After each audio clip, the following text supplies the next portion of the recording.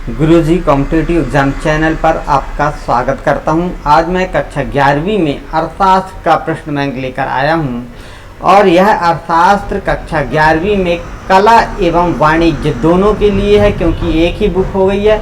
यह सत्र 2020-21 के लिए एमपी बोर्ड ने जारी किया है। तो ले चलता हूं सीधे। मैं यहाँ पे ब्लूप्रिंट की बात नहीं करूंगा, आपको प्रश्न बैंक में जो वस्तुनिष्ठ प्रश्न दिए गए हैं उनकी बात करूंगा। और इकाई 1 अध्याय 1 की सबसे पहले बात करता हूं, जो है सांख्यिकी का परिचय है। यहाँ पर देखिए, वस्तुनिष्ठ प्रश्न की सांख्यिकी गणना का विज्ञान है। किसने कहा है, यह कथन किसका है, आपको बताना है। और यहाँ पे आपको देख लेना है 4 ऑप्शन। उन 4 ऑप्शन में पहला A.L. बाउले, दूसरा प्रोफेसर किंग, तीसरा है प्रोफेसर मार्शल, चौथा है प्रोफेसर हॉरेस सैक्राइस्ट। तो सही जवाब हो जाएगा आ नंबर का A.L. बाउले। इन्होंने सांख्यिकी गणना का विज्ञान है कहा है। दूसरा देखिए, सांख्यिकी का कार्य है। दूसरा क्वेश्चन कहता है जटिलता को सरल बनाती है, समंकों में अभिव्यक्ति, उचित स्तर की शुद्धता, या फिर समंक तथ्यों के समूह की बात करती है। तो यहाँ पे सही जवाब हो जाएगा सांख्यिकी का कार्य जो है जटिलता को सरल बनाती है। जो जटिल होती है चीजें उनको सरल बना देती सांख्यिकी। तीसरा देखिए, सांख्यिकी खाली स्थान है, केवल कला है, केवल विज्ञान है, विज्ञान एवं कला दोनों है, न विज्ञान है न कला है। और सही जवाब हो जाएगा विज्ञान एवं कला दोनों है। सा ऑप्शन बिल्कुल सही जवाब हो जाएगा। इसी प्रकार देखिए क्वेश्चन नंबर 4, निम्न में से क्या सत्य है। साधन सीमित होते हैं, आवश्यकताएं असीमित होती है, उपयुक्त दोनों सत्य है, उपयुक्त दोनों असत्य है। और 4 का सही जवाब हो जाएगा उपयुक्त दोनों सत्य है, क्योंकि साधन सीमित होते हैं, आवश्यकताएं असीमित होती है या आवश्यकताएं अनंत होती जिसे कहते हैं हम। क्वेश्चन नंबर 5 देखिए, सांख्यिकी शब्द का प्रयोग किया जाता है एक वचन में, बहुवचन में, दोनों में, इनमें से कोई नहीं। 5 का सही जवाब हो जाएगा दोनों में, क्योंकि सांख्यिकी शब्द का प्रयोग एक वचन में भी किया जाता है और बहुवचन में भी किया जाता है। अब देखिए यहाँ पर दीर्घ उत्तरी प्रश्न आ गए हैं, तो यहाँ समझाना संभव नहीं है, इसलिए इन्हें नहीं बताएंगे हम। इकाई 2 पर आते हैं सीधे हम। इकाई 2 की यहाँ बात करेंगे। आंकड़ों का संग्रह यहाँ पे लिखा हुआ है और इसके वस्तुनिष्ठ प्रश्न की बात करेंगे हम सीधे। यहाँ पर आवंटित अंक 17 है और वस्तुनिष्ठ 4 प्रश्न आएंगे। देखिए, जब आंकड़ों का वर्गीकरण समय के आधार पर किया जाता तो इसे कहते हैं भौगोलिक वर्गीकरण कहते हैं, या फिर समय अनुसार वर्गीकरण, गुणात्मक वर्गीकरण, मात्रात्मक वर्गीकरण। और सही जवाब हो जाएगा समय अनुसार वर्गीकरण कहते हैं। दूसरा क्वेश्चन देखिए, आंकड़ों को विशेषताओं के आधार पर वर्गीकृत किया जाता है, तो इस विधि का नाम है भौगोलिक वर्गीकरण, समय अनुसार वर्गीकरण, गुणात्मक वर्गीकरण, मात्रात्मक वर्गीकरण। और दूसरे का सही जवाब हो जाएगा मात्रात्मक वर्गीकरण कहते हैं इसे। ये जो प्रश्न है बहुत ही महत्वपूर्ण है, संभवतः इन्हीं से परीक्षा में आपसे पूछे जाएंगे, इसलिए आप इन्हें 2-3 बार रिवाइज करके देख लें और हो सके तो इन्हें लिख कर भी रखें। क्वेश्चन नंबर 3, एक अच्छी प्रश्नावली का गुण कौन सा है। उचित क्रम, उचित स्थान, छोटे एवं स्पष्ट प्रश्न, उपयुक्त सभी। और सही जवाब हो जाएगा उपयुक्त सभी, क्योंकि एक अच्छी प्रश्नावली में उचित क्रम होना चाहिए, उचित स्थान होना चाहिए, छोटे एवं स्पष्ट प्रश्न होने चाहिए, इसलिए सभी सही हो जाएंगे। आयत चित्र है, एक विमा आरेख, द्विविमा आरेख, त्रिविमा आरेख या कोई नहीं। और इसका सही जवाब हो जाएगा द्विविमा आरेख आयत चित्र होता है। अगला देखते हैं, खाली स्थान भरें। खाली स्थान की पूर्ति करना है और खाली स्थान में देखिए आप जो लिखा हुआ है, पहला क्वेश्चन आपके सामने, प्रत्येक वर्ग की उच्च सीमा तथा निम्न सीमा का अंतर खाली स्थान कहलाता है। तो इसे हम वर्ग अंतराल कहते हैं। इसे उच्च सीमा और निम्न सीमा को वर्ग अंतराल कहते हैं, आपको लिख के रखना है। दूसरा, पूर्व में उपयोग की जाने वाले समंक, पूर्व में उपयोग में आने वाले समंक खाली स्थान समंक कहलाते हैं।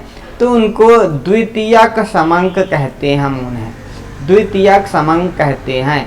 तीसरा देखिए, चित्र गोलाकार होते हैं। तीसरा क्वेश्चन है, चित्र जो है वो गोलाकार होते हैं, तो जो गोलाकार जो चित्र बनते हैं उसे हम क्या कहते हैं, तो इसे हम वृत्त कहते हैं। वृत्त चित्र गोलाकार होते हैं, ऐसा हम कहते हैं। यहाँ पे खाली स्थान में आ जाएगा, वृत्त चित्र गोलाकार होते हैं। चौथा, द्वितीयक समंक खाली स्थान नहीं होते हैं।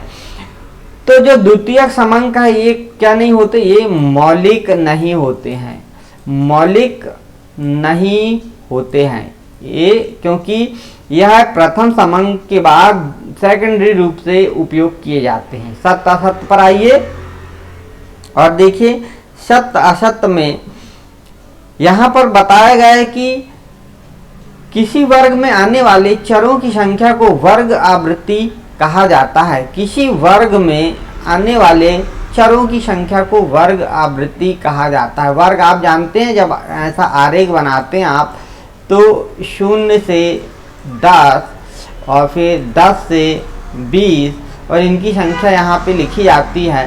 तो यही कह रहा है, किसी वर्ग में आने वाले चरों की संख्या को वर्ग आकृति, ये आकृति कहा जाता है। आवृत्ति होना था यहाँ पे, आवृत्ति होना था यहाँ पर, लेकिन नहीं आकृति लिख दिया है। तो देखिए यहाँ पे यह असत्य हो जाएगा, इन्हें हम आवृत्ति नहीं कहते। आवृत्ति की संख्या दूसरे कॉलम में फ्रीक्वेंसी लिखी रहती है। सूचक स्वयं प्रश्नावली भरते हैं, बिल्कुल सही है। सूचना देने वाले जो होते हैं वो स्वयं प्रश्नावली भरते हैं, ये सही है बिल्कुल। घंटा, दिन, हफ्ता व महीना भौगोलिक वर्गीकरण का उदाहरण है, तो इसका सही जवाब हो जाएगा, यह वर्गीकरण का उदाहरण है। घंटा, दिन, हफ्ता व महीना भौगोलिक वर्गीकरण, आपको याद रखना ये भौगोलिक नहीं है, असत्य हो जाएगा। संचयी आवृत्ति से आशा एक वर्ग की आवृत्ति से है। संचयी आवृत्ति से आशा एक वर्ग की आवृत्ति से है, सही बात है, सही हो जाएगा। एक शब्द वाक्य में उत्तर दीजिए। अब आपको एक शब्द में उत्तर देना यहाँ पर। अब यहाँ पे देखिए, मध्य मूल्य ज्ञात करने का सूत्र लिखिए। तो मध्य मूल्य ज्ञात करने का सूत्र होता है पद की निम्न सीमा धन पद की उच्च सीमा। अर्थात हम निम्न सीमा L1 प्लस L2 करते, निम्न सीमा उच्च सीमा और बटे n कर देते हैं हम पदों की संख्या या समंक को प्राथमिक समंक की संख्या कर देते हैं। तो यहाँ पे आपको यह मध्यमूल ज्ञात करने का सूत्र आपको मिल गया होगा। देखिए अगला, अनुसंधानकर्ता द्वारा एक चित्र समंक क्या कहलाते हैं। अनुसंधानकर्ता द्वारा एकत्रित समंक क्या कहलाते हैं, तो उनको हम प्रमाणिक समंक कहते हैं। यहाँ पे आप L1 प्लस L2 अपान 2 करना है इसको, और इसे हम प्रमाणिक समंक कहते हैं। अनुसंधानकर्ता द्वारा एकत्रित समंक को हम क्या बोलते हैं, प्रमाणिक समंक कहते हैं। एक मिनट, इसको हम सूत्र को पुनः लिख देते हैं यहाँ पर। आप देखिए, जो L1 प्लस L2 अपान 2 और इसको प्रमाणिक समंक। भारत में जनगणना कितने वर्षों में होती है, तो 10 वर्षों में होती है। द्विगुण सारणी किसे कहते हैं, जब समंकों की केवल 2 विशेषताओं का प्रदर्शन किया जाता है, सिर्फ 2 विशेषताओं का प्रदर्शन करेंगे तो द्विगुण सारणी कहेंगे उसे। सही जोड़ी की बात करते हैं हम यहाँ पे। तो पहला है अच्छी प्रश्नावली का गुण। क्या होता है अच्छी प्रश्नावली का गुण, छोटे एवं स्पष्ट प्रश्न होते हैं अच्छी प्रश्नावली में। दूसरा, प्रकाशित आंकड़े। जो प्रकाशित आंकड़े होते हैं वो द्वितीयक समंक होते हैं। अब तीसरा देखिए, टिप्पणी की बात करते हैं, तो टिप्पणी का संबंध किससे हो जाएगा, सारणी का अंतिम भाग होते हैं ये। और संचयी बारंबारता वक्र, तो इसको हम तोरण के रूप में जानते हैं। लघुत्तरी प्रश्न, यह थ्योरिकल बड़े क्वेश्चन है, इन्हें बाद में देखेंगे। ये क्वेश्चन को जो है इन्हें बोर्ड पे हम आपको समझा देंगे। अब देखते हैं यूनिट नंबर 3 की बात करेंगे यहाँ पर हम, और यूनिट नंबर 3 में वस्तुनिष्ठ प्रश्न पर आते हैं हम, और सीधे वस्तुनिष्ठ प्रश्न जो है उनकी हम बात करने वाले हैं। और पहला क्वेश्चन आपको पढ़ना है कि 1, 3, 5, 7 और 9 का अंकगणितीय माध्य होगा। आपको इसे हल करना 1 धन 3 धन 5 धन 7 धन 9 बटे कितने अंक हुए 1 2 3 4 5, तो 5 का भाग दे देंगे। अब देखिए यहाँ पे 9 और 7 16, 16 और 5 21, 21 और 3 24 और 1 यहाँ पर हो जाएगा योग इसका 25 बटे 5, और 5 का पहाड़ा पढ़ेंगे तो 5 बार जाएगा, तो यहाँ पर आ जाएगा आपका माध्य 5। देखिए वर्ग अंतराल 70 से 80 का मध्य मूल्य होगा, तो यहाँ पर होगा 75। कैसे?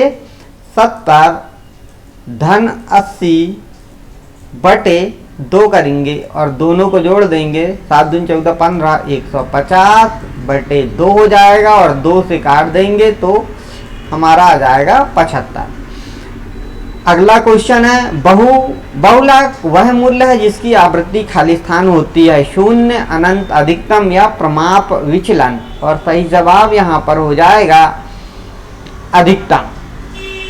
सही जवाब क्या हो जाएगा? अधिकतम। अगला देखते हैं इनमें से कौन केंद्रीय प्रवृत्ति की माप नहीं है। आपको बताना है केंद्रीय प्रवृत्ति की माप नहीं है, समांतर माध्य, बहुलक, मध्यिका या प्रमाप विचलन, और सही जवाब हो जाएगा प्रमाप विचलन जो है यह केंद्रीय प्रवृत्ति की माप नहीं होती। समांतर माध्य होता है, मध्यिका होती है, बहुलक होता है, लेकिन प्रमाप विचलन केंद्रीय प्रवृत्ति के माप के अंतर्गत नहीं आता है। रिक्त स्थान भरिए। अब केंद्रीय प्रवृत्ति की सर्वश्रेष्ठ माप, केंद्रीय प्रवृत्ति की सर्वश्रेष्ठ माप क्या है? समांतर माध्य, इसको कहते हैं हम समांतर माध्य या अंकगणितीय माध्य के नाम से हम इसे जानते हैं। अब देखिए दूसरा, मध्यिका को ज्ञात करने के लिए श्रेणी को, जो मध्यिका होती है इसको ज्ञात करने के लिए श्रेणी को आरोही या अवरोही किसी भी एक क्रम में व्यवस्थित करना होता है, तब हम मध्यिका ज्ञात कर सकते हैं। समंक माला में सर्वाधिक बार आने वाले मूल्य को खाली स्थान कहते हैं। बहुत सरल है, बहुलक कहते हैं उसको। हम क्या बोलते हैं? बहुलक कहते हैं।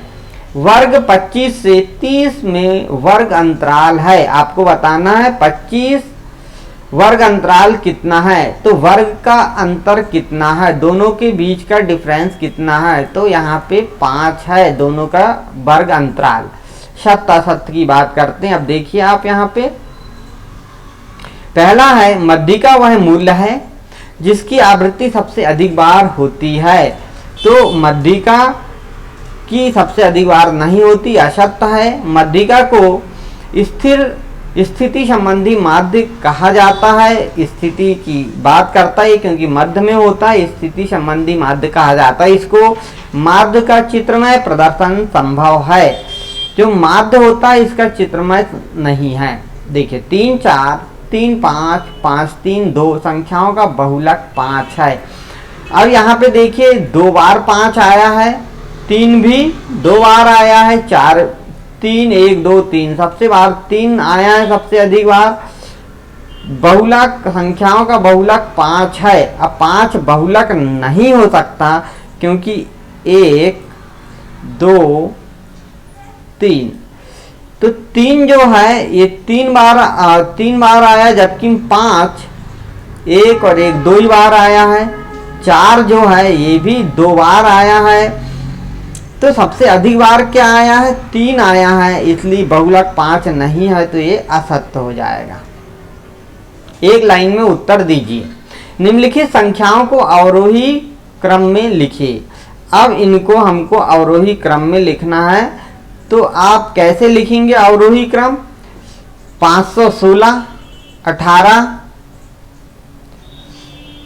2 13 15 3 19 17 20। अब इसे लिखने के लिए सबसे बड़ी संख्या 516, फिर इससे छोटी इसमें से कौन सी है 20, इसके बाद में कौन सी संख्या 20 के बाद में 18, इस प्रकार आपको लिखना होगा। ठीक है, व्यक्तिगत श्रेणी में मध्यिका की गणना का सूत्र लिखिए। अब यहाँ पे फिर सूत्र की बात आ गई है, तो वो सूत्र हम आपको बता देंगे। साइज ऑफ, यहाँ पे हो जाएगा m equal size of n plus 1/2 और आइटम का जाता है, यहाँ पे आप देख लेना पुस्तक में। ये तीसरा बताते हैं शतरत श्रेणी में समांतर माध्य ज्ञात करने का सूत्र है, तो यह भी आप बुक में देखना। मध्यिका का एक लाभ लिखिए, मध्यिका का एक लाभ आपको बताना है। और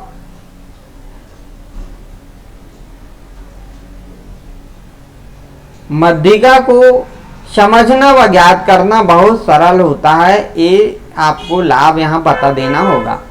तो दोस्तों ये इकाई 3 तक के हमने अध्याय 5 और इकाई 3 तक के हमने आपको क्वेश्चन हल कराए। आपको कैसा लगा आप हमें कमेंट करके बताएं और अपने दोस्तों को ये वीडियो शेयर करें।